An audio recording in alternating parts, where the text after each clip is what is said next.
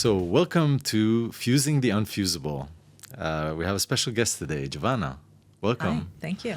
Jovana has a very interesting profile. Jovana is co-founder and CEO of Omla. She has about 15 years of experience in marketing, and she's also worked for TikTok, which quite amazing, and Amazon, Pepsi.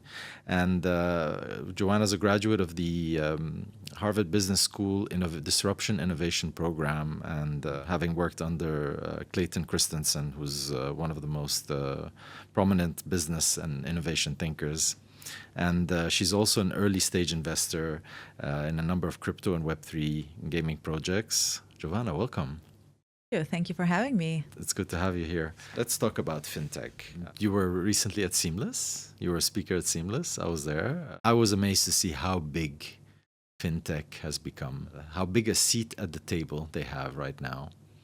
And it feels like it happened almost suddenly here. What do you think it's going to take for Web3 to carve out that space at the table? What do you think it's going to take, in your opinion? We're almost somewhere in the middle. So I want to say we kind of speak to both sides of this equation, right? So I think one thing that fintech does right is that it really fills a lot of gaps that people have. I think I come from primarily a communications and marketing and branding, and really finding how brands fill spaces or find a way to create a space in people's lives. Otherwise, people are living their lives perfectly well without your product, right? So I think fintechs in general are really good at solving problems that people have in the real world. And I think in the Web3 world, we're still identifying what those problems really are, rather than maybe identifying and solving issues that maybe already exist. So I think it's about ease of access. And I think it's about creating things that really add value to people today, not maybe value for people 10 years from now. Yeah, I mean, it's always hard, right? I think, what was it? Henry Ford said, he said, if I did what people wanted, I would have just given them faster horses, right? So it's hard when people have technology or have something, and then you ask them, what would you like? It takes, I think, visionaries and innovators to come up with problems, to come up with solutions for problems that people don't think exist yet. I don't think those two things are different, right? I think it's about finding the source of that problem rather than trying to create the problem. And I think that's so Henry Ford was solving a real issue that people were, they were getting around on horses, bicycles, whatever the case is. So that problem was already there. I don't think it was about asking people, but I think what we're largely doing, and I don't think that's the case for everybody in the Web3 world, but I think what people are largely doing is not thinking enough about their end user and really thinking, what does my end user do in a day? What challenges do they have? I don't think they really plot out their customer journey. If I can go back to the communications world, right, and say, right, they have a problem at this particular stage, I think it's like, well, maybe they have a problem here or they have a problem there, but if you really want mass adoption of anything, you have to find a way of integrating into people's lives seamlessly, and the way that where they wake up in the morning and where do they go back to sleep, what does their entire journey look like? And I think we're not customer obsessed. I think we're tech obsessed in the Web3 world, and we're obsessed with products and how we make them and making them more complex, rather than thinking, how do I solve a problem for my customer? Luckily, the teams that make up these companies, I mean, we've been blessed to have people like Steve Jobs that thought about the user, right? And thought about the customer, not just the technologists that are just building systems and making them run faster or quicker. And that whole design thinking, customer centricity has become, I think, quite prevalent right now in the industry. So we do look at that. And I think one thing that some companies still don't do, where there's room to improve, is the internal customer experience, which means their employees, how they work. We often deal with companies, or even are part of companies, that are very high tech, but then you look on the inside and you see it's really low tech. It's not platforms, it's Excels and things like that. So I think that aspect is something that I'm very passionate about, which is, how do you design with the customer in mind? My family runs a school, and like a children's school, and we call it child-centric education, really thinking about the child at the center of everything, and how to design systems that work for them, rather than just trying to forge them into what we think the school curriculum should be, or and then thinking about what the future holds. So I love that expression. It says, let's skate to where the puck is going to be in hockey terms, or run to where the football is going to be, right, in football terms. We have to look ahead to the future and start to think about what's coming next.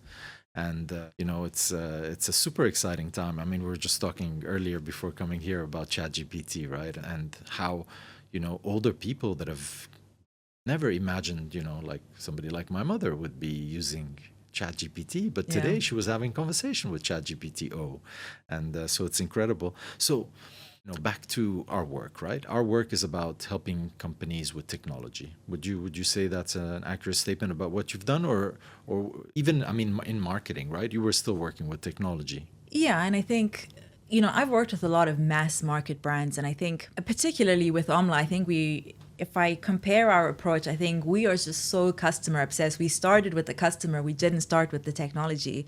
And I think we looked at what is the broken technology part of the Web3 ecosystem and said, look, we need to fix that. And for me, that was a lot about user experience, user communication, brand. And actually, I think branding goes back to what you were saying previously about, internal versus external. And I think what people don't spend a lot of time, especially early on, is defining what their brand is. And I think a lot of people get what branding is actually wrong. They think about a brand as colors and a logo and a font. And a brand for me is really an entire architecture of your company. It's what do you stand for? How do you speak internally, externally? How do you do things? And I think it's very often overlooked in early stage startups because they prioritize other things, not really considering that it impacts really all factors of the business. So I think it is about, again, going back to being,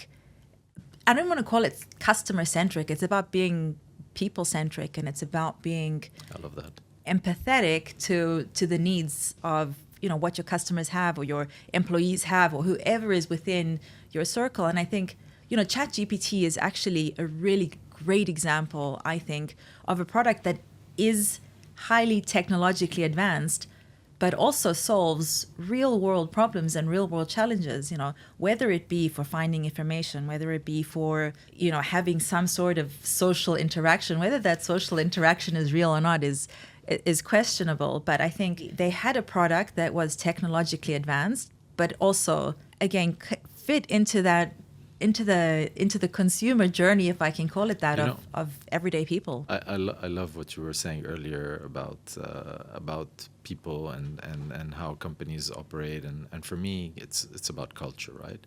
The culture that each leader, each company creates for their team. And it can be so cliche, right? We have a good culture, we have a positive culture, and culture is really the way companies operate. And I think it's so impactful. And I'm involved in a project where culture is really important, and we describe the friendliness, the attention to people, and as being really important, an important part of our culture. And I think that attention should extend, obviously, I think naturally to customers, right? It's actually the reverse. If you extend that attention to customers' feelings and emotions and how they feel about a product, you would want that same culture to be internal as well. So, for me, it's a super topic. I love it. I could talk about it. And some of the projects I've worked on where somebody said, "Can you do culture?" or "Can you design for me a culture?" And I had to, sit back and think. It's like, okay, what do you do? You're a ministry, or you're a company. What is your product? What is the culture?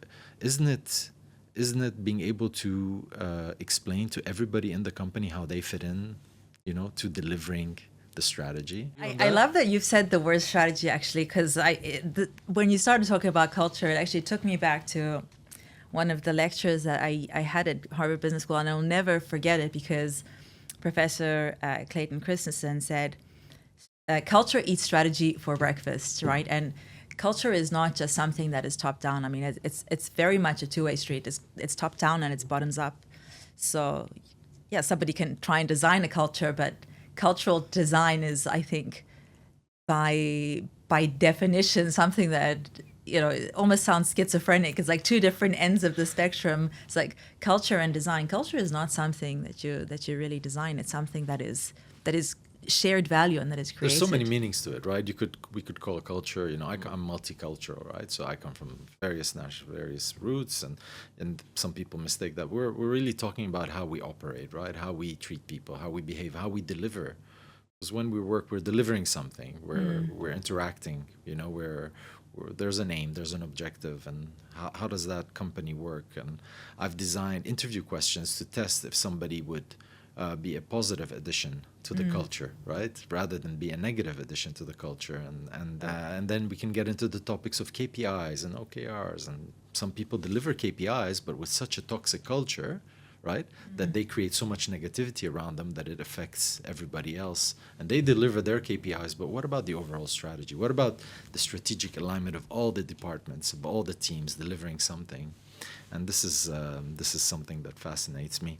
Now, you know, you've been in the region 8 years. 8 years. Yeah. 8 years, and you have about 15 years of experience. But 8 years is a long time. I mean, things move fast here, right? I'm sure you've seen a lot. What would you say, you know, in the region here we do well? What do you think we can do better? And what do you think is missing? What do we do well? I think going back to your point of culture, I think we do multicultural actually really well. You know, there's, I think, 180 different nationalities in the UAE.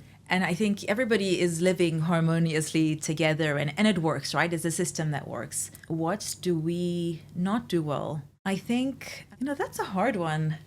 That's a hard one. I if we were somewhere else, I would probably say taxes. I'll probably have to think about that one a bit. What do you think? What we don't do well here? Yeah. I don't know. I think maybe we move too fast. We do too much. We try to do too much. Maybe we should slow things down and just we're running at a high speed here compared to other countries, and it's part of the success of this region.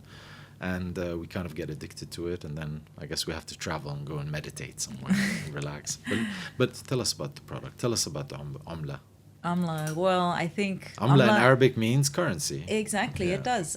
And again, going back to being customer-centric and culture-centric, and I think having been in the region, although I've been based in Dubai primarily, I've worked across the whole region really, and really understood the extremely nuanced, I think, tropes of every single, even within a country, right? There are certain nuances, and I think if there's one thing that we really wanted to get right with Omla, it is being so hyper relevant to these different nuances. So I think even in the way that we communicate with customers, it is in the language, and it's not a formal language, right? It's the voice of the people, really, and making sure that we communicate what Bitcoin and cryptocurrency really is in a way that's easy for people to understand and digest. So I think going back to the product is a easy to use,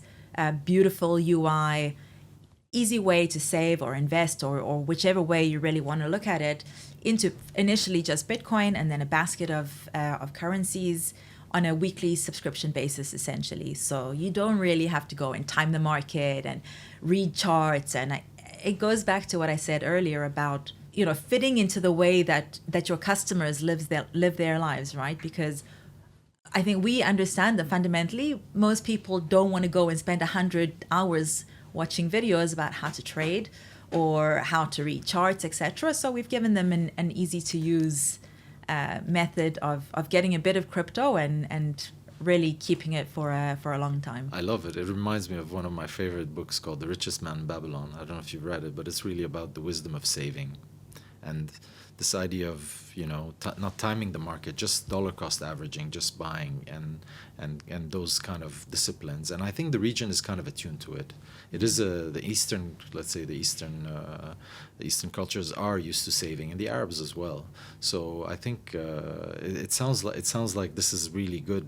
It's going to be a good fit for this market, and I'm excited to see what it's going to lead to. Any other thoughts about some of the challenges or things that you're facing right now, in let's say in progressing to where you want to be?